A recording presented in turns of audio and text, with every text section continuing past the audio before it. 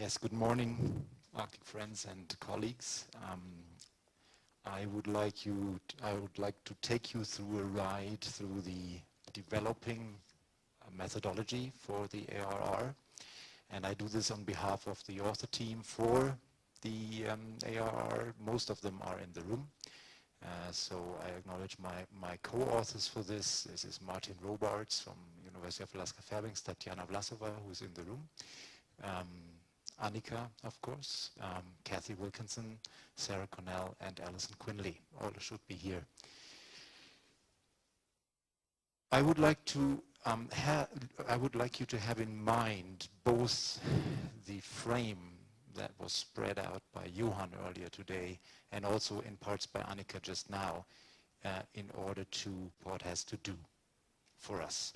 Because I think at no point in time before was there an urgent need for fast tracking in a credible, salient, and legitimate way what science can do for the benefit of people, so that we can live within the limits of functioning ecosystems. And the methodology of the ARR has to speak to that. I think it's a great chance to do so, and I think we have started to develop this methodology. By no means is it yet complete, but we are spanning a range of purposes for this that should be all for the use of Arctic people. So it has been said before, the purpose of assessing resilience is to prepare for change. That's the essence of it. The resilience report to really address rapid change in the Arctic, and do it in ways that generate an understanding of Arctic social ecological systems in a way that it hasn't been done before. There is, as Annika said, no methodology that actually embraces all the components yet. Resilience has been assessed for components of the system, but not yet in a comprehensive fashion in a typical Arctic setting. And we have to do this in ways that actually produces policy-relevant synthesis and insights. That's, I think, the essence of the methodology. This is what we have to deliver on. Because if we do one thing without the other, we will fall short to provide solutions through our work on the ARR. So that's it, but also credible and relevant for people. So there is a number of critical elements that are addressed by the general methodology of assessing resilience. First and foremost, it addresses change. How to prepare for it, as I said, it has in its heart the social-ecological system, not the biophysical system only, not a cultural system only, but the entire system. It very, very importantly, it looks at scales, nested scales, and looks at cross-scale interactions in space and time. This is something that I found is an aspect of resilience that we have to really have in mind to end where, or to give a purpose in that respect that Johan laid out. What we heard this morning was actually mostly focused on one particular scale. Here we have to widen it, to integrate these scales. We have to provide an integrated assessment that synthesizes knowledge across all domains of knowledge, across disciplines of science, and including co-producing, it was said this morning, knowledge that is relevant. After all, we have to speak to resilience, and resilience here, what I mean here is the system property, the capacity of a system to cope with disturbance and then respond, reorganize, and keep the capacity to adapt and transform. I think I managed in this talk to actually not speak to resilience before 3 slides before the end, which is always a great thing in resilience talks, I think. And it has to synthesize across knowledge domains, as I said, to deliver here. As Annika said, we have spread out the components of the ARR method to deliver on a number of avenues here. One is the method development. This is what this talk is about, and I've just alluded to the purpose of that. We have to review and synthesize expert knowledge in an integrated assessment to then, according to our task, review available knowledge about thresholds that link to large-scale shifts, and also focus on thresholds of significance for the flows of ecosystem services to people that depend on them. That is a given aim, and I'm going to give this, explain over. Also, this assessment should provide us with an analysis how such thresholds impact the capacity for adaptation and transformation across in considering cross-scale interaction, which is aim number 2.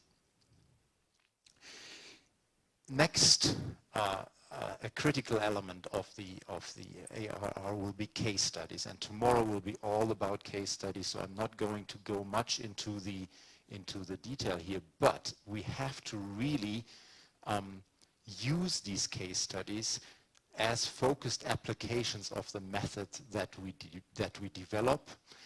There will be a bit of back and forth, of course. The method will be developed while we do the case studies. There will be influencing to actually come up with something that is useful. And that's a critical element to give us. And in the end, we will actually have a better methodology. Workshops, we are in one of them. They are critical because this has not been done before, and we need to share our perspectives and knowledge. And we need to integrate that knowledge, and we also, and that is a critical aspect of the resilience methodology, we do this in a participatory approach. We are shaping things as we go along between us. In the latter part of the ARR, we will also use this framework of participation to establish a dialogue between what we have learned and the decision makers. The last thing that we have as a component of the ARR is a capacity building exercise where we want to use at regional and local levels, but also, as Annika said, considering the fact that a resilience assessment is an adaptive, ongoing process, we actually need to build the capacity in order to carry out such processes. So these are the 5 components of the ARR. And I come back to these elements that I had on my first slide that need to be addressed by a resilience assessment methodology, regardless where it is. Change, social-ecological system, nested scales, synthesis across knowledge domains, thank you. The system component, the system property of resilience, and adaptation and transfer. Why do we focus on Arctic social ecological systems? Well, we think there is no alternative to this. The resilience assessment thinks also there is no alternative to it. Nowhere is it better done as in the Arctic and more transparently done, I would say, as in the Arctic.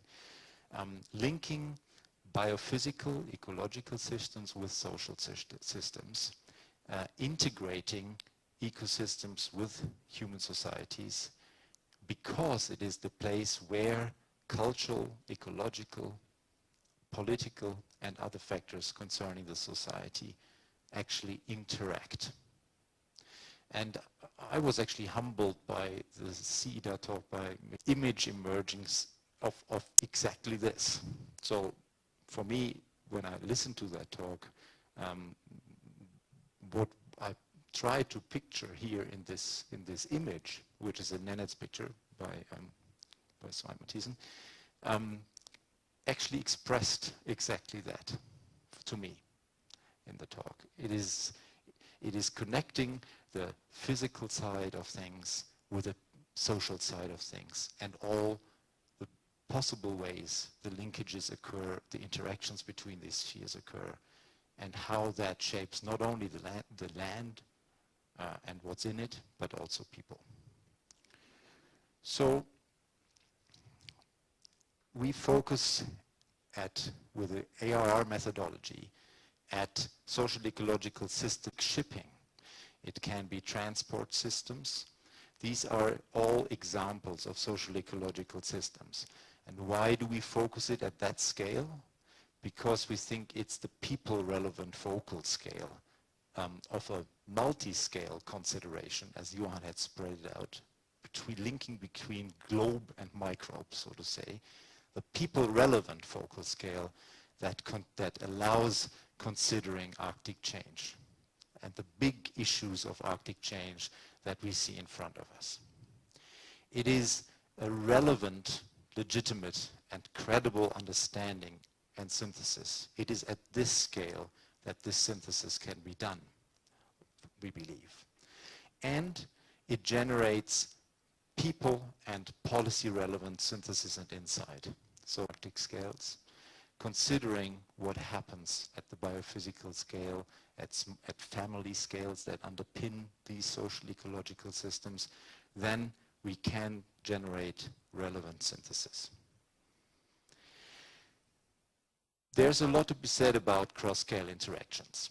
So if we tried to give advice or do synthesis at a certain social ecological system, for example, reindeer herders in Yamal, then we would fall short in actually understanding what all drives change, what all accommodates change for such a social ecological system. We have to widen the plot. We also have to consider how the larger scale system, families, contribute to dealing with change at the focal scale. There are interactions between each of these spatial scales that actually do affect how we can operate in the system that we focus on. This is even more important because our aim is to analyze change and what change does to the systems and how we can shape and address change in our activities. Because very often, and with climate change as an ideal example, that change happens at other scales predominantly than the one we focus on, even though the one we are in, from what we have learned from the changes. So, but there's not only the spatial dimension of cross-scale interactions, there's also the cross-scale interactions of time. If we think of these three dimensions of a system again, and we would like to change or accommodate change in a system of our focal scale in a certain way, we come to conclusions and move forward. We move forward accommodating change, we move forward in time. That takes time by working in the focal system. Now that is a wishful thinking, because what normally happens is that there are feedbacks coming from other scales holding you back. There is memory in the whole system, considering several examples at the scale of the reindeer herders, while the national system is not accommodating such flexibility. So it holds you back. The system has time memory. It doesn't allow you to be flexible. Only by considering, and I know this is an idealized way of representing it, but by considering the larger and smaller scales and addressing them in their causality for holding you back or slowing you down at your focal scale, can you actually make progress towards desired change.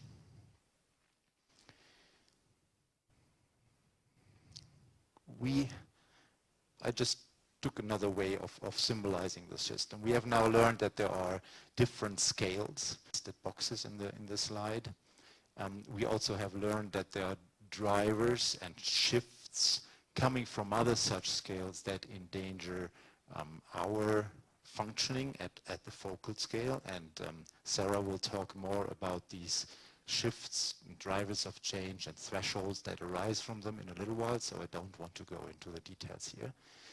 But we know now that they affect the focal scale system. So how do we focus our methodology to actually deliver solutions, to deliver insight of how change is panning out in our focal system. And one big focus of the ARR is actually on the how ecosystem services that are important for human well-being. And the reason, or there are several reasons why we do so, but one I try to symbolize in this slide.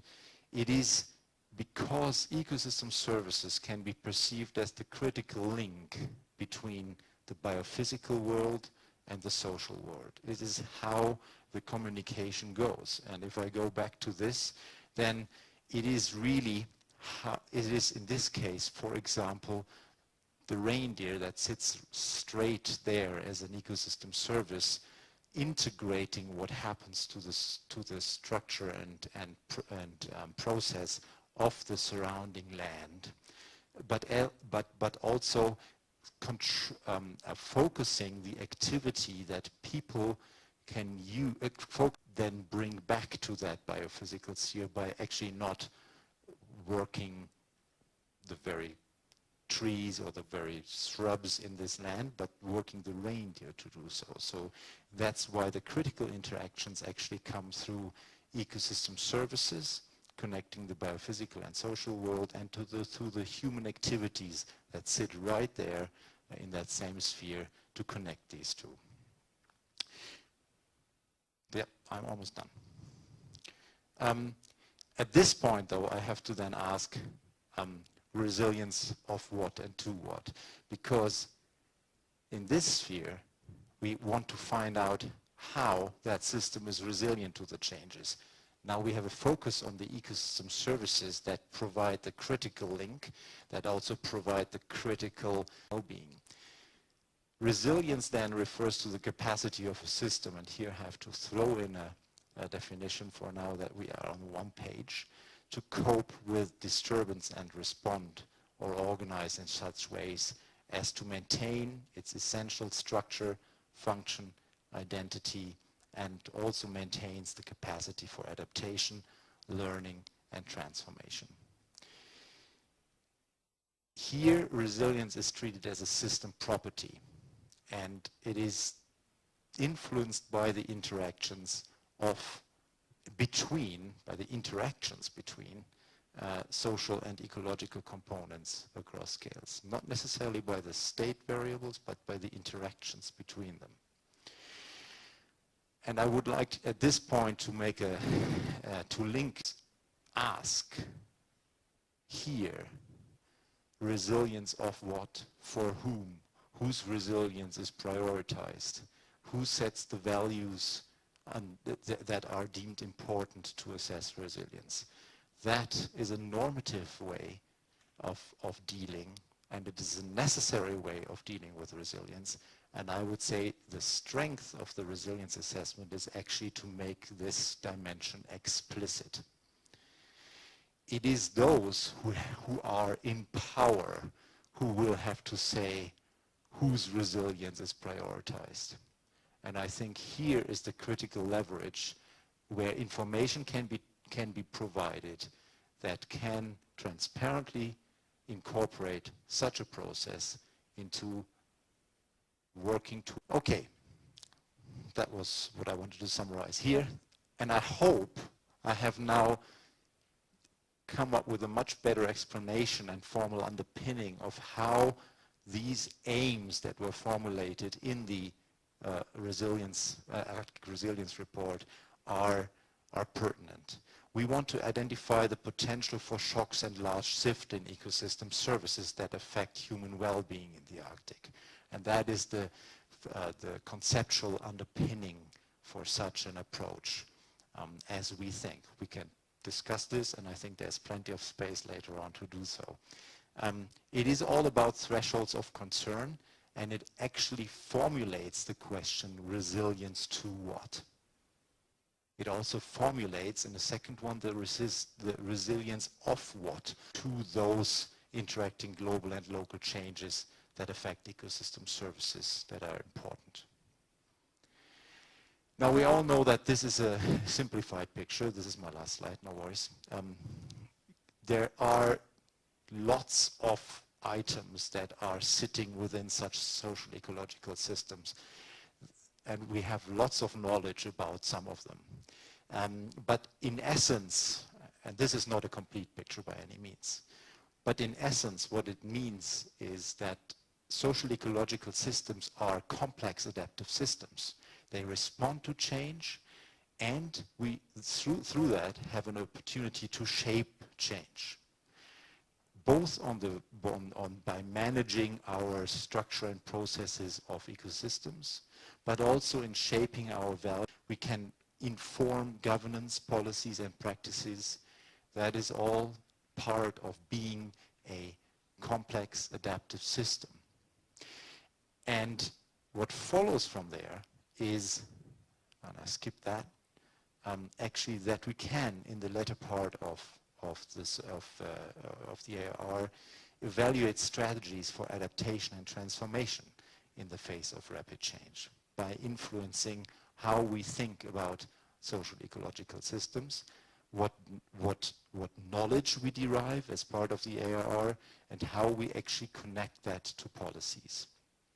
We are learning from the threshold work and the adaptive and transformative capacity work that will focus also on feedbacks, and will aim to inform. So here is an emerging methodology for the ARR, and I hope we have lots of discussions on that, because it is not, while being a good conceptual start, we can surely add to it. Thank you very much.